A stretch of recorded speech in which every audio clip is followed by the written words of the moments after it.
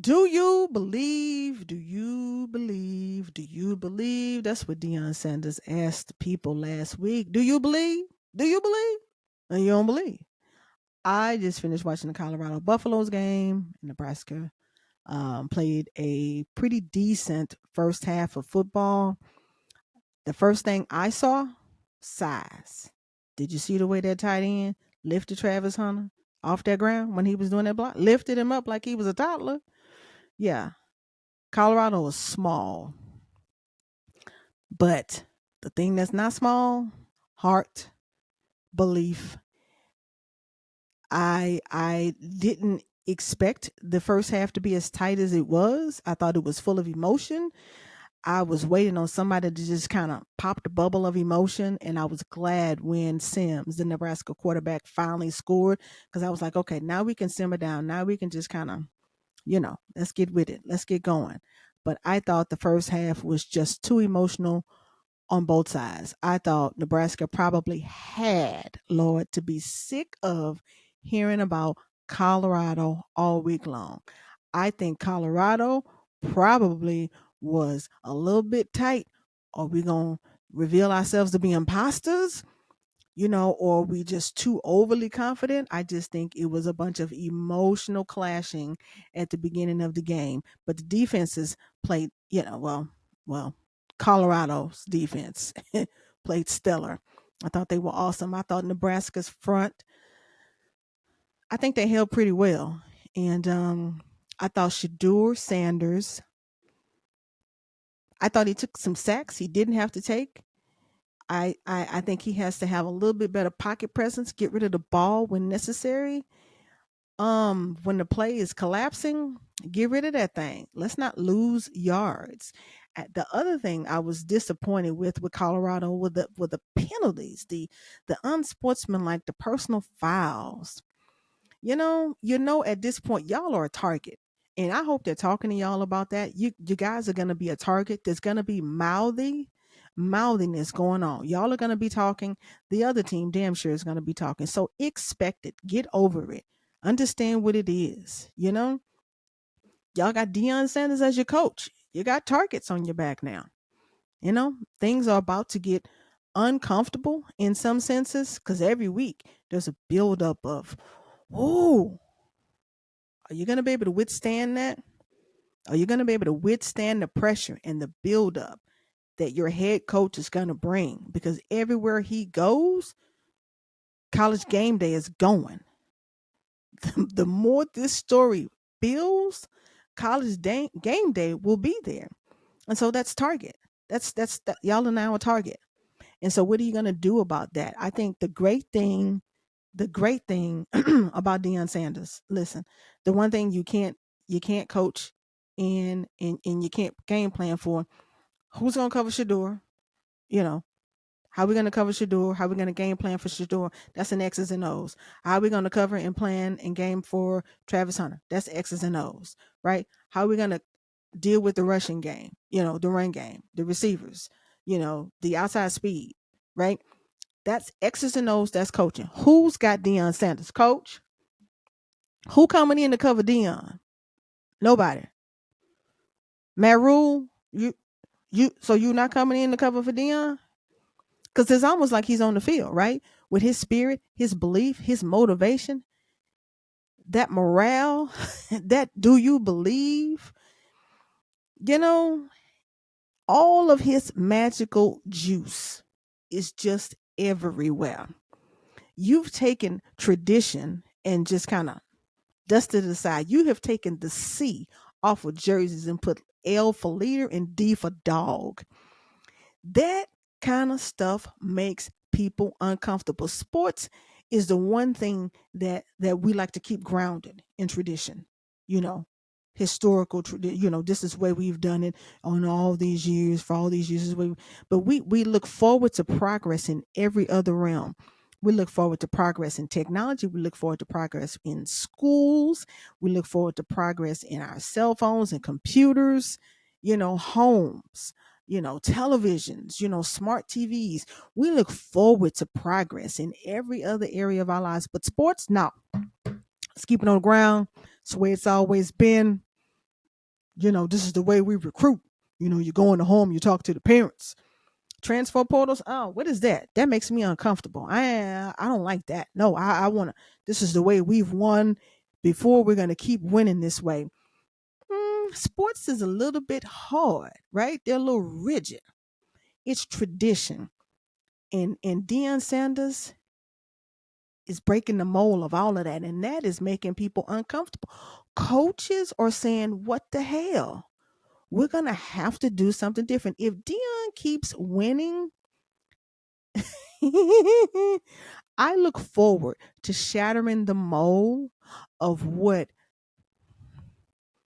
old theories. I'm gonna say old theories have tried to hold into place. I look forward to Deion Sanders changing tradition.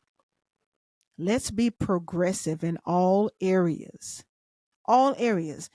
Not just our televisions and our cars and our computers and our phones, but let's be progressive. People, let's move forward. We could all benefit from change. There is no growth without change. And so the old mold of college football likely is changing right before our very eyes.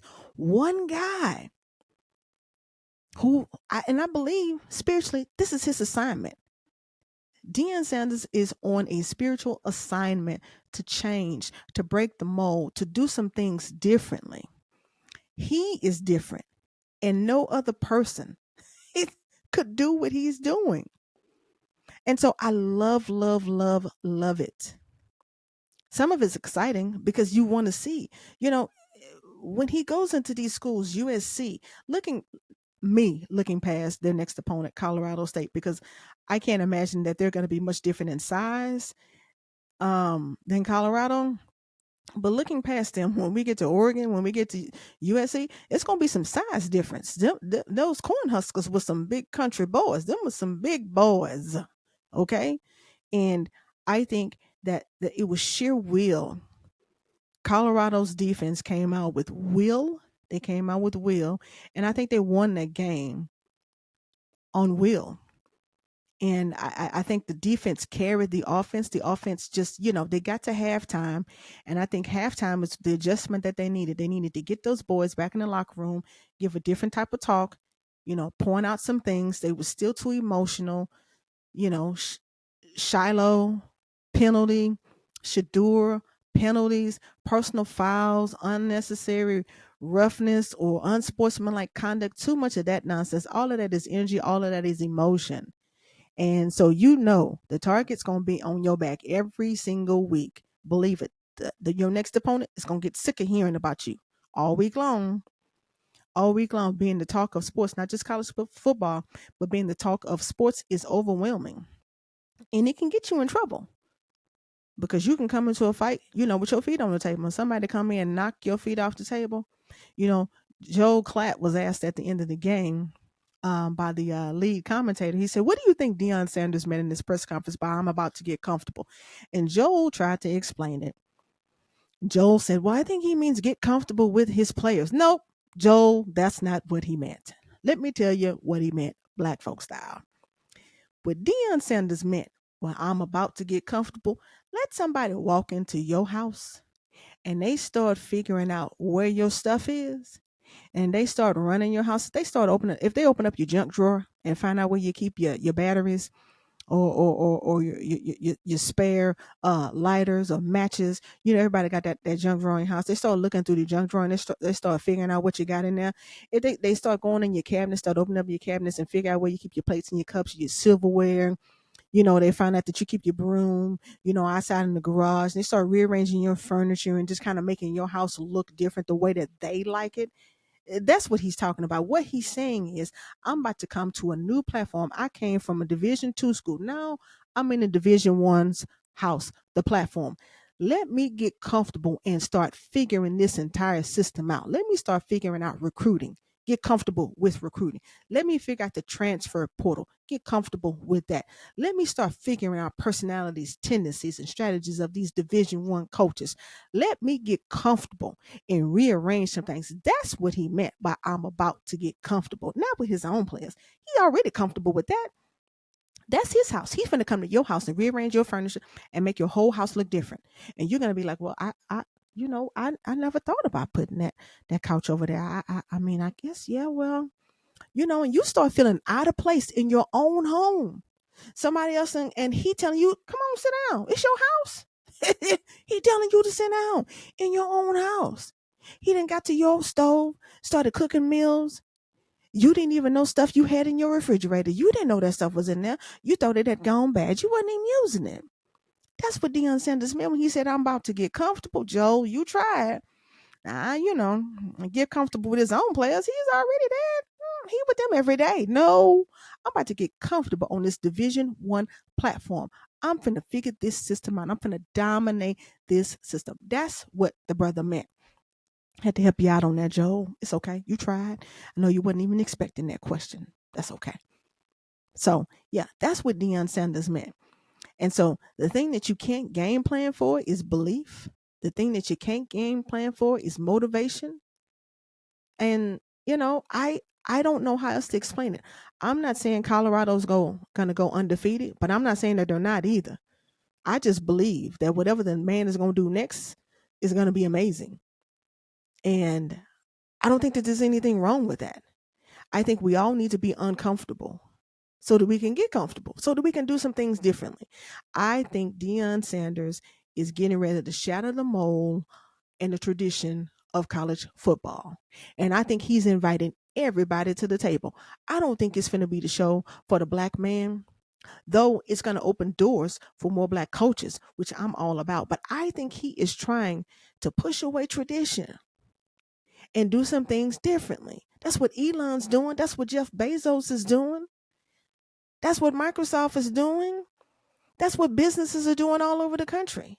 We're doing it differently with Apple, schools, podcasting, YouTube. It's all different. We're all breaking the mold. We're all progressing. And sports is the only thing that wants to dig into the ground of tradition. No, you too shall change. I'm here for it. I love it. I haven't watched the press conference yet. Oh, but I'm excited. I mean, I do want him to temper the emotion of his players. I do want him to get that electricity out of their little souls, out of their little systems before the game. But I understand it's hard because, your opponent, you got to deal with their intensity too. They want to bust you in the mouth. They tired of hearing about you. By the time they see them Buffaloes on Sunday, they tired of hearing about you from Sunday to Friday or Saturday morning. And wherever they go, game day is going to be there. The nerve, not to cover the home team, but to cover you. Mm, mm, mm. Congrats, Colorado Buffaloes. Congratulations, Deion Sanders, for continuing to be a leader and a pioneer. Thank you for the assignment. I'm thankful that Deion Sanders is around to take on the assignment for change in football, in sports. Because he didn't have to take the assignment, but it's just kind of in him. It's just kind of his calling. And I don't think it's made for everybody. This journey, it's only for Deion because it's how he's made. It's his assignment. It's his destiny. It's his truth. And so I think following that, whenever you are in line with your destiny, your assignment, only great things happen, Lord. Stay tuned. Stay tuned. Greatness. This is greatness. This is greatness. And I don't feel like I'm reaching because, again, I'm not calling for this season to be an undefeated thing, but it is just going to be a ginormous shift in how football unbalances itself, only to find a new foundation, not to rip it up and restructure, just move and progress. That's all I'm saying. That's my college football tip. So now on to my 2-week review of Undisputed. I have not changed my mind much. I still think that intro song is obnoxious. Skip the BS. The song is a tribute and a clap back for Skip. But then you come in with 3 other dynamic personalities who overwhelm Skip during the talk. I think that they are working harder to find Skip's voice balance and timing or time contribution. But I think Keyshawn, and I think Keyshawn was, you can see him trying to pull back. He was trying to pull back more, be less talkative, pull back on his contribution a little bit. But I just think it's hard. I just think so much of what Skip says to one person, you can volley back and forth, but to three people to hear that nonsense, and not all Skip's takes are nonsense, but when he comes just wide, when he makes that wide turn into nonsense, to hear Keyshawn, hold on, to hear Richard, hold on, to hear Mike say, okay, Skip, and I think Michael Irvin tries to be the nicest. I think Keyshawn and Richard Sherman just kind of keep it real with him. Okay, Skip, if you're just going to be bold enough to say this nonsense, then you just kind of, the give back is just going to be as ridiculous. So, but, I think that they're still finding footing. I think that it's still an overcorrection because I think you really only need one person. If you want to make Skip the star of that show, you can't drown him out with three other guys who are stars. If Skip is going to remain the face of Undisputed, you got too much talent on the table to make that happen. If you're riding Fox on the fact that people hate Skip so much that they tune in, then you got to let your villain be the head of the show. You got to let your villain talk the most. You got to let your villain stand out. And I think it's hard right now to let him stand out with Keyshawn, Richard, and Michael. I think it's hard for Skip to stand out against Keyshawn, honestly, even if Richard and Michael were not there. But I think that would be a more formidable matchup with Skip and Keyshawn, honestly. And thank goodness for Skip that they're not on 5 days a week. I think Michael Irvin is in there Monday, Tuesday, Wednesday, and same with Sherm. I think Thursdays and Fridays, or a true you know view of what that show could be. Now, Rachel Nichols, okay, girl, you popped on in now Thursday. Was that Thursday? Was that Friday?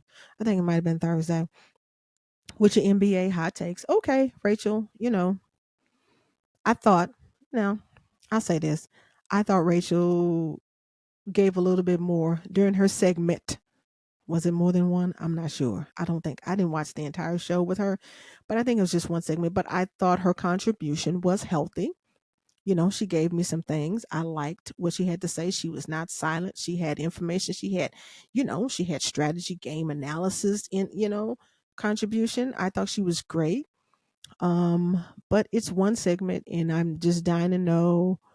Obviously, when the NBA season, she'll be on more. When the season starts, she'll be on more. But this is football right now, and so Rachel doesn't have that much to contribute. But I think it's safe to say that she's going to begin and end with the NBA action, and that's going to be about it for her. But I think the show is going to be great, um, because of the other personalities on. I love all the other personalities, and I think the song makes it look weird because Skip the BS is not, he doesn't have, he's not talking enough to give the BS. And we know he's great at that. He's great at that. You know, I nobody gives the BS more than Skip. The one thing I say about Skip, I personally think Skip is more emotional about Michael Jordan. He's more emotional about Pat Mahomes and he's more clear, and he gives a more balanced analysis of the Dallas Cowboys. But when it comes to LeBron and Michael Jordan, all of that is emotional. He just can't stand the fact that anybody thinks that LeBron could be anything close to Michael Jordan. And I don't, I love LeBron. I'm not a big MJ fan, but I don't make it a habit of getting into arguments. I will argue with some people. I argue with my cousin just because of the kicks and giggles of it all. But I just love LeBron more than Michael Jordan. I like Jordan's shoes. Love his shoes. Love his shoes. Ain't gonna never be another shoe game like the Jordan shoe game. But when people get all hot and bothered and emotional behind Michael Jordan, I think that's what's silly, because it is quite possible to love two things, two different things. I think Popeyes is the best chicken, but somebody else might like KFC. I ain't bothered. I'm still going to Popeyes. So I think when Skip gets emotional and tries to find narratives to support his emotion behind Pat Mahomes, saying that Joe Burrow is the best quarterback in the league when Pat Mahomes been to five straight AFC Championship games, 2 Super Bowls, been to 3. You're saying that Joe Burrow is better? It just doesn't make any sort of sense, right? And Joe Burrow's a stud. I love me some Joe Burrow. Love me some Joe Burrow. I do. But come on. But because he just, I don't know what he doesn't like about Pat Mahomes. I think it's a bit of razzle dazzle behind Pat Mahomes. I think it's something about that Skip can't really get rid of respect. And so he builds a narrative against it. Whatever. But anyway, thus and therefore, but you got 3 people that are drowning out Skip's voice. And if he's going to be the villain, you got to find a way for him to talk more. And so that's what I would say about that. I think that song with that show looks crazy. First Take. I'm still not going to watch it much. I'm going to watch it 2 days a week and I'm going to record it. If somebody said, if you only had the choice to watch one of the shows live, Undisputed or First Take, I'm going to watch Undisputed because I'm going to get more food over there. Do I love Shannon Sharp more than anybody on Undisputed? Yes. But I don't like the dynamic of First Take. It's just something about it. I can't put my finger on it. I don't know if it's the kitchen that they're cooking in or if it's the cooks in the kitchen. You know, sometimes it could just be the atmosphere of a place that kind of turns you off. And I don't know if it's not the atmosphere of ESPN, but I don't know if it's that room that they're in. It just feels big. It feels more production. Undisputed just feels like a conversation that's happening, even though I don't really care for Skip and his nonsense, but it just feels like a cozy conversation that's happening. Something about First Take just seems more production to me. And while I love Stephen A individually by himself, and I would love Stephen A 101 with Shannon, the insertion of Molly, and I'm not knocking Molly. Molly's got a job. Girl, do it. I'm glad she's on television. But it's just something about the format and the atmosphere of First Take that I cannot bond with. And I'm kind of glad that Shannon's only on twice a week. And so I'll watch it those 2 days and I'll watch it on, delay. I'll record First Take and I'll watch First Take after I watch, whatever I want to get full of on Undisputed. But I think Shannon was nervous his first 2 shows. He obviously called Stephen A. Skip a few times. Obviously, he was going to do that because he said Skip 72,000 times during the show of Undisputed. Skip was skip, skip. So, of course, he was going to call Stephen A. Skip at one point. So, I think once Shannon gets his footing, I'll like it more. But right now, honestly, I would pick Undisputed, and it's just because I find it a more cozier listen. I don't like the production of First Take, and I think if that makes sense to anybody in the atmosphere. But yeah, but I love me some Stephen A. I love Shannon Sharp. I do, and I'm gonna watch Club Shay Shay. That's where I will get my Shannon Sharp feel. I will get it from Club Shay Shay. But maybe he'll change my mind. Maybe he gets more comfortable on First Take and maybe he, kind of blends in a little more. But right now, I don't know. I just wasn't that moved. It's too early to tell with First Take, really is. Um, but Rachel Nichols, I think I mentioned her, but I think we'll get a better shake, a better feel of Rachel Nichols during the NBA season.